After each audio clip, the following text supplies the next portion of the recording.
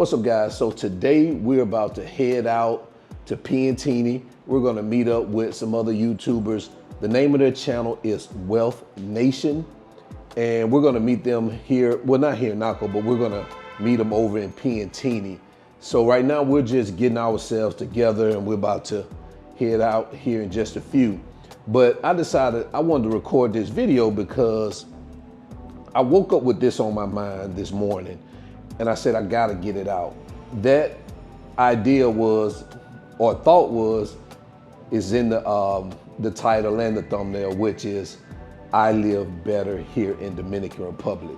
And yes, I understand, as soon as you say you live better here in Dominican Republic, a lot of people, or some people, get butthurt. It just drives them crazy. I don't know, it's a triggering word. When you say, hey man, I live better here, they either think you're trying to bash the US, or they think you're trying to uplift the Dominican Republic, because in their mind it's a third world country. So you can't really say things like that, but fuck that, I live better here. And the reason I thought about this is because when I opened my eyes this morning, the first thing I thought about is, what do we have planned for today? And that's typically how, the day looks when I wake up. Hey, what do we got planned for today? And it made me think about last month in November, where we were super busy, meaning we were on the go all of November. Number one, we did go to the resort. So we stayed at the resort for about a week in November, really enjoying ourselves. Little R&R, because again, like I say, we're always on the go. And even when we were over there trying to enjoy ourselves, we met up with some viewers of the channel who were so happened to be in Punta Cana at the time, and we met up with them, which we were happy to do so. And we also visited like 3 or 4 new construction projects where we did videos on. So again, we're supposed to be having a little R&R, and we over in Punta Cana working. So that was really amazing. And also in November, we were invited to a Thanksgiving dinner by some friends. We had a great time over there. And also in November, I met with over 6 or 7 viewers of my channel. After even 6 or 7, I just lost count. I just stopped counting. And believe it or not, I had to decline to meet with some people because I just did not have the time to meet with everybody that came. But I met with over 7 people in the month of November. Not to mention, we were invited to other gatherings by friends and family in the month of November. And to add to that, we released over 18 videos across all 3 of our channels. So that's a pretty busy month we had. And I'm sure I left something out. When I finish recording, I'm gonna remember something else that happened in November that I forgot to mention. And so now we're here in December. And so far we have attended a Secret Santa party. We also have attended a food festival. Today is Saturday. Thursday, an expat flew into Santo Domingo to spend the Christmas. He has a house here to spend Christmas. He invited us over because he had just finished building, getting the house together. Actually finished building it, and he invited us over to a housewarming party. So we were over there Thursday. And last night, a business partner of mine, who I also call my friend, invited me and another friend over to his crib to talk business. And we went out to eat and drink. We had a great time. And as I mentioned already, today we're about to head over to Piantini, meet with some other YouTubers, Wealth Nation, and kind of enjoy ourselves on this Saturday. And January is not even here, and already we've been invited to 2 events in January. And I say all that to say this, and it's not to brag or make myself sound or feel important, but it's just to say, you can have a quality of life here living in Dominican Republic. And I know some people will say, well, just going out partying, that's not a quality of life. Well, it's not all about partying, drinking without substance. A lot of it is expanding our social network, expanding our business network, and building community with others who are coming here to move or already living here, and also just other Dominicans. So I just wanted to clarify that this lifestyle that we're living now, we were nowhere close to this when we were living in Florida. And I'm not saying you can't go out to restaurants and hang out if you're living in Florida or anywhere else, because we know that can be done. But it's hard to explain to someone that doesn't live here or never been here how it works. I don't even know the words, but people who have lived in Dominican Republic or visit here understand what I'm saying. It's not like these things can't be done somewhere else, because they can, but it's just different when you're living here on the island. So now I want to bring it all home and I want to land this plane. The way I was able to do this is on the thumbnail. I was able to buy back my time. When I was able to buy back my time, it freed up time for me to be able to do this. So when I say that I couldn't do that back there, I couldn't do it back there, or I wouldn't say I couldn't do it. I guess you can, but the challenging the part about doing it back in the US is that I never had any time. I was always working 40 hours a week on a regular 9-to-5 job, Instacart, cleaning schools, cleaning rental car places, things of that nature. I just didn't have the time. And now I have the time to do the things that I enjoy doing, or have found myself enjoy doing that I never thought that I would enjoy doing it. You know, I was sitting with one of my partners, Pat. Shout out to Patrick, man. That's my guy, man. We was at the Secret Santa he's with his fiance, I'm with my wife, and the Secret Santa was with his fiance's, some ladies that she goes to the gym with. And he and I sitting in here as they're passing gifts back and forth, looking at each other like, damn, it ain't nowhere in hell we would have been somewhere in the US at a Secret Santa event with a bunch of women. We just wouldn't have been there. I mean, and I'm gonna lie, we enjoyed it. Of course, we enjoyed it. And that's the type of things that you find yourself over here enjoying. Like, man, I would have never thought about doing that. Like if my wife would have told me in the United States, hey, my company is having a Secret Santa, you wanna go? I would have immediately said, hell no, I don't wanna go. You know what I'm saying? Here is like, yeah, man, let's do it. You know what I'm saying? So anyway, let's get back to buying back your time. And I say that to say this, guys, you have to do the numbers. When I moved over here, the first thing I did was I did the numbers. What do I mean by doing the numbers? What I mean is you have to calculate how much you need to live in said country. And the amount that you think you need is not the amount that you really need. And I'm just gonna tell you what I did, because this may not work for everybody, but I'm gonna tell you what I did. And if it does work for you, or if you wanna try and see if it worked for you, go ahead. So here's what we were thinking. I was making 50 grand while we was living in Fort Lauderdale. My wife was making about 15,000 a year because she was working part-time and she was also doing Instacart. So if you add 50,000 and 15, that's $65,000. Let's take the Instacart out of it. It just gets convoluted. So we thought that moving here, we can cut back on our expenses by 50%. So we were looking at, okay, we're making 65,000 combined.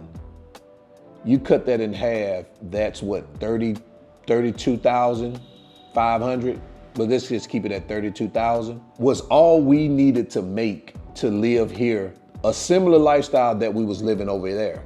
So I'm gonna tell you what I was thinking, or what we was thinking, but I'm just gonna use myself for an example, because it's just gonna get too convoluted adding my wife's salary and all that stuff in there. But just know that we were doing the same thing with her too.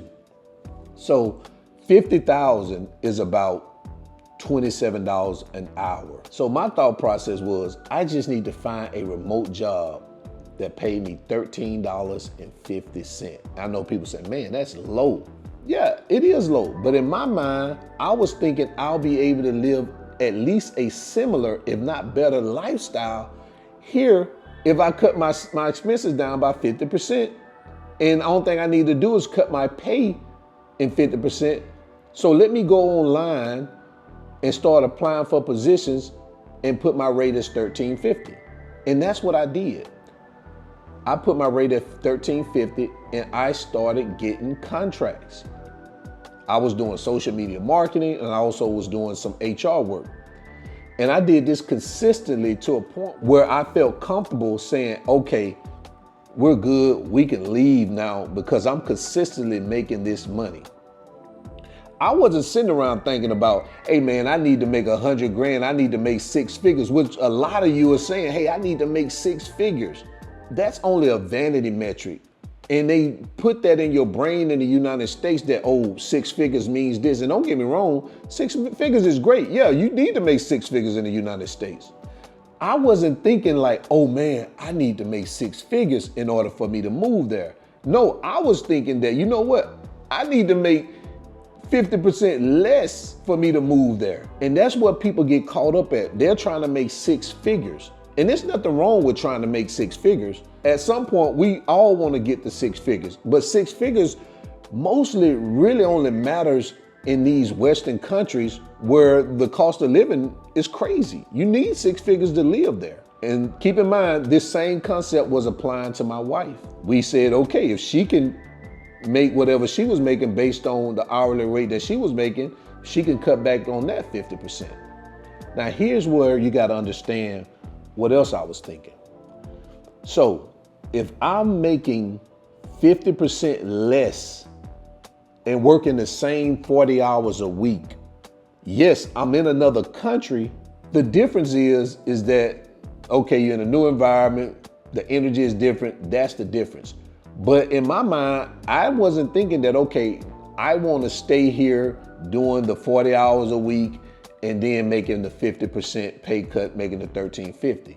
So now I'm at 40 hours a week and my pay is at $13.50. My thought process now is, okay, now that I'm here, I've been doing this consistently, here's what I got to do next. You know what that was? I got to figure out how to drop my 40 hours down to 20 and raise my $13.50 back up to $27 an hour. That way, I'm making the same amount of money that I was making in Fort Lauderdale, the $50K, and now I'm doing it here in Dominican Republic, working 20 hours a week, and now I'm still saving 50%. And now that extra 50%, what do I do with it? And what we did with it was exactly what we had been saying. What we save, we're gonna start investing it in different places. When you work remote online, you get to name your price. So it wasn't like, oh man, I got over here, I'm just gonna go back up to 27. No, it didn't happen like that. I did it incrementally. The more I gained skills, the more I gained experience. I went from 13, then I changed it to 15, then I changed it to 17, then I changed it to 20, then I changed it to 25, then I changed it to 30, then I changed it to 50, and then I just kept changing it until I got it to where I wanted to put it at. So when people reach out to me, they know what my rate is. So that's what I did. It wasn't like I said, oh man, I'm gonna take a 50% pay cut.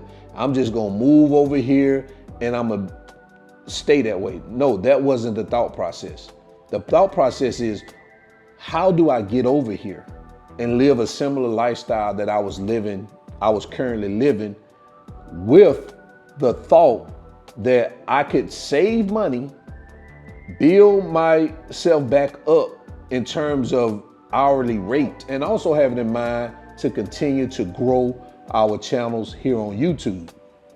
So that was our thought process. So me being able to do that and execute it and implement it has allowed me to buy back my time. Now, don't get me wrong, I'm not saying I work 20 hours a week, because I work more than that, but there's a difference. There's a difference from working a 9 to 5, 40 hours a week, Monday through Friday, versus working 40 hours over a 7-day period, because you can control your schedule and when you want to work those hours. But being able to decide when and how you work those hours is a game changer. It allows you to buy back your time It allows you to move around freely and do the things that you want to do. So I hope you guys got something out of that, and I didn't confuse you, because I know sometimes that can be confusing when, you know, you're talking numbers and 50% cutting back and things like that. But I just wanted to tell you or show you that sometimes you have to take a step back in order to take 2, 3, 4, 5 steps ahead. And we're living proof.